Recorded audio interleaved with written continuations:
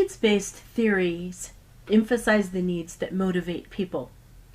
Needs are the source of an internal drive that motivates behavior to fulfill the needs. An individual's needs are like a hidden catalog of the things he or she wants and will work to get. To the extent that leaders understand followers' needs, they can design the reward system to direct energies and priorities toward attainment of shared goals. Abraham Maslow, in Maslow's hierarchy of needs theory, proposes that humans are motivated by multiple needs, and those needs exist in a hierarchical order, wherein the higher needs cannot be satisfied until the lower ones are met. Maslow identified 5 general levels of motivating needs. The first one is physiological. The most basic human physiological needs include food, water, and oxygen. In the organizational settings, these are reflected in the needs for adequate heat, air, and base salary to ensure survival. Safety. The need for a safe and secure physical and emotional environment and freedom from threats, that is, for freedom from violence and for an orderly society. In an organizational setting, safety needs reflect the needs for safe job, fringe benefits, and job security. Belongingness. People have the desire to be accepted by their peers, have friendships, be part of a group, and be loved. In the organization, these needs influence the desire for good relationships with coworkers, participation in work teams, and a positive relationship with supervisors. Esteem. The need for esteem relates to the desires for a positive self-image and for attention, recognition, and appreciation from others. Within organizations, esteem needs reflect a motivation for recognition, an increase for responsibility, high status, and credit for contributions to the organization. Self-actualization. The highest need category, self-actualization, represents the need for self-fulfillment. Developing one's full potential, increasing one's competence, and becoming a better person. Self-actualization needs can be met in the organization by providing people with the opportunities to grow, to be empowered and creative, and acquire training for challenging assignments and advancement. According to Maslow's hierarchy of needs theory, physiological, safety, and belonging are deficiency needs. These lower order needs take priority. They must be satisfied before higher order or growth needs are activated.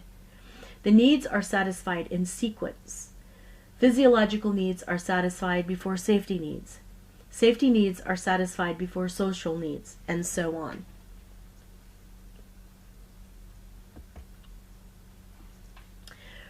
Frederick Herzberg developed another popular needs-based theory of motivation called the two-factor theory.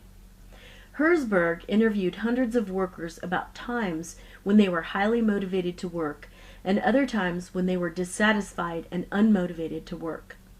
His findings suggested that the work characteristics associated with dissatisfaction were quite different from those pertaining to satisfaction, which prompted the notion that two factors influence work motivation.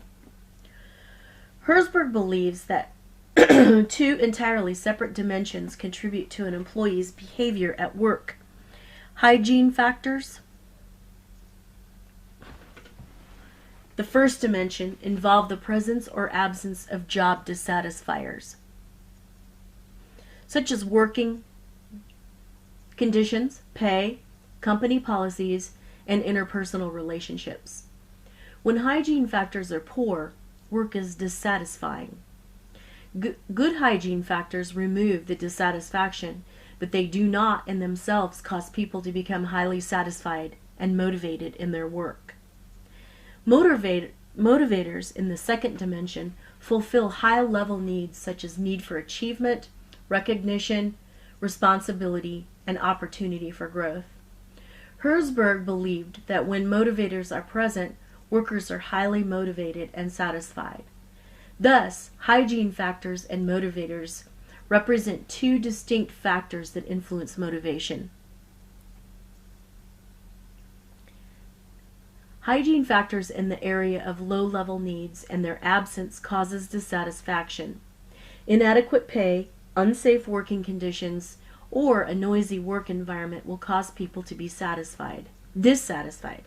But their correction will not cause a high level of work enthusiasm and satisfaction. Higher level motivators such as challenge, responsibility, and recognition must be in place before employees will be highly motivated. The implication of the two-factor theory for leaders is clear.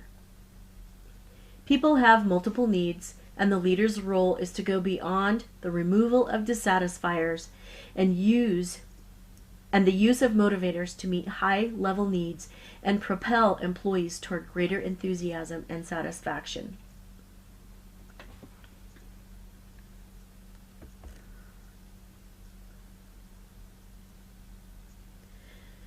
Dave McClelland's acquired needs theory proposes that certain types of achievement, affiliation, and power are acquired during an individual's lifetime. Three needs most frequently studied are needs for achievement, the desire to accomplish something difficult, attain a high standard of success, and master complex tasks and surpass others. The need for affiliation, the desire to form close personal relationships, avoid conflict, and establish warm friendships, and the need for power, the desire to influence or control others, be responsible for others, and have authority over others.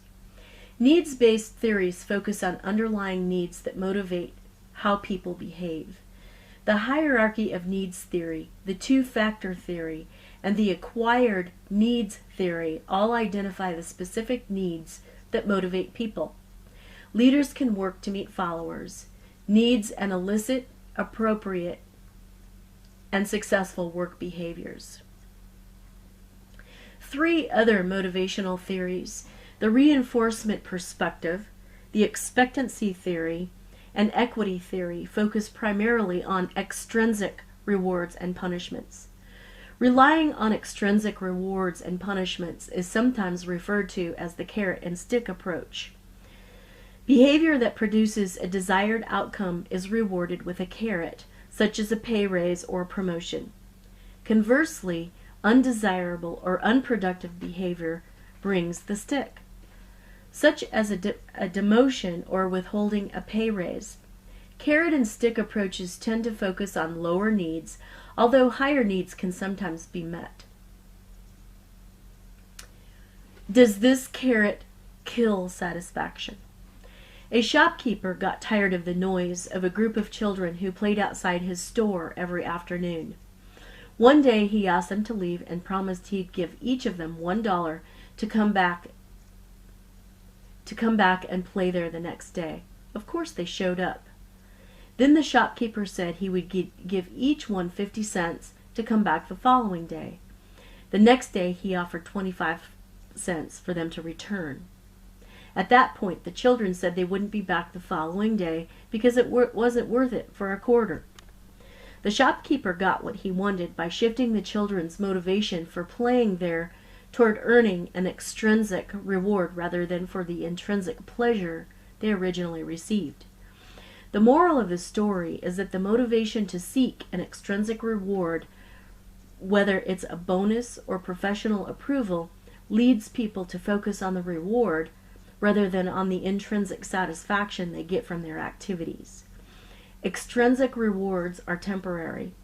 They typically address lower-level needs and focus people on immediate goals and deadlines rather than long-term success and happiness.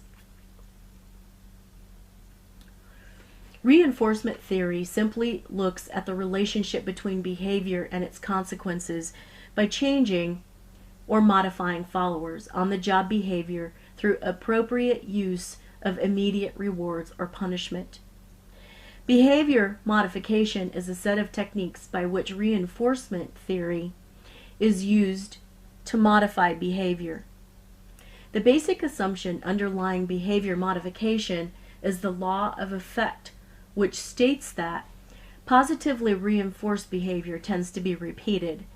Behavior that is not reinforced tends to not be repeated. Reinforcement is defined as anything that causes a certain behavior to be repeated or inhibited.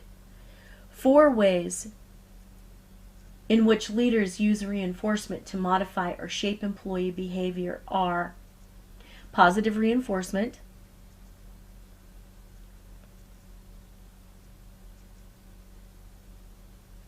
the administration of a pleasant and rewarding consequence following a behavior. For example, praise for an employee who does a little extra in his or her work. Negative reinforcement, the withdrawal of an unpleasant consequence once behavior is improved. Sometimes referred to as avoidance learning. The idea is that people will change a specific behavior to avoid the undesired result that behavior provokes.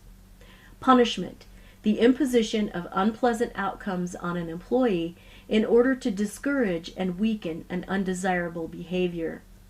The use of punishment in organizations is controversial and sometimes criticized for failing to indicate the correct behavior.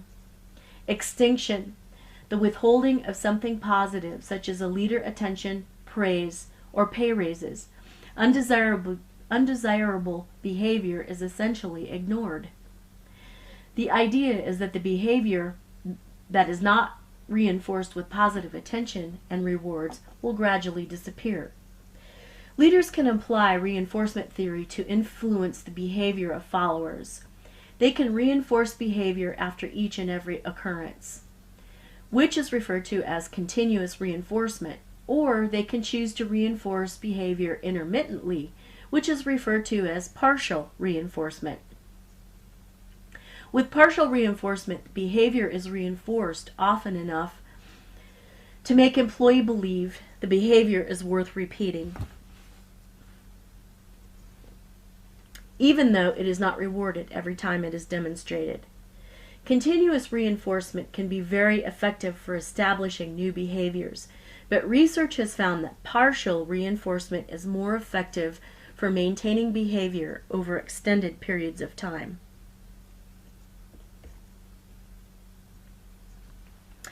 Expectancy theory suggests that motivation depends on individuals' mental expectations about their ability to perform tasks and receive desired rewards. Expectancy theory is associated with the work of Victor Vroom. Although a number of scholars have made contributions in this area, expectancy theory is concerned not with understanding types of needs, but with the thinking process that individuals use to achieve rewards. The expectancy theory is based on relationships among the individual's effort, the possibility of high performance, and the desirability of outcomes following high performance. The E to P expectancy is the probability that putting effort into a task will lead to high performance. For this expectancy to be high, the individual must have the ability, previous experience, and necessary tools, information, and opportunity to perform. The P to O expectancy involves whether successful performance will lead to the desired outcome. If this expectancy is high, the individual will be more highly motivated. Valence refers to the value of outcomes to the individual. If the outcomes that are available from high effort and good performance are not valued by an employee, motivation will be low. Likewise, if outcomes have a high value, motivation will be higher. Expectancy theory is personalized to subordinates' needs and goals. Every person is different, so leaders have to use a mix of incentives and rewards to motivate. A leader's responsibility is to understand each follower's unique motivational profile and then help followers meet their needs while attaining organizational goals. According to the expectancy theory, leaders enhance motivation by increasing followers' expectancy, clarifying individual needs,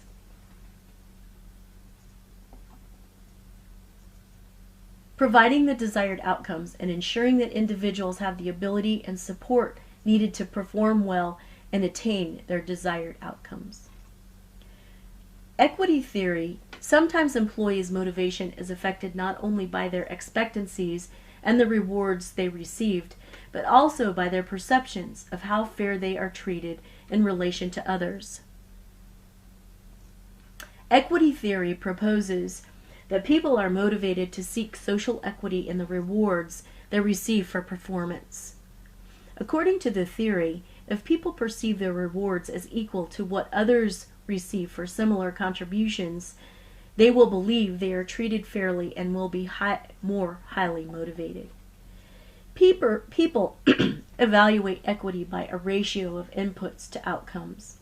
That is, employees make comparisons of what they put into a job and the rewards they receive relative to those other people in the organization.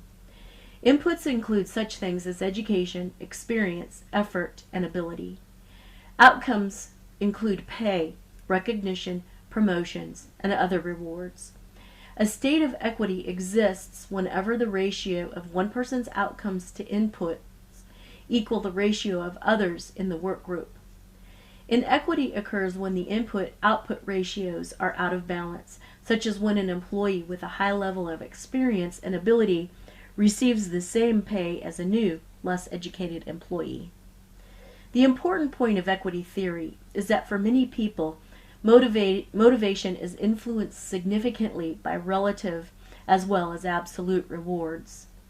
The concept reminds leaders that they should be cognizant of the possible effects of perceived inequity on follower motivation and performance.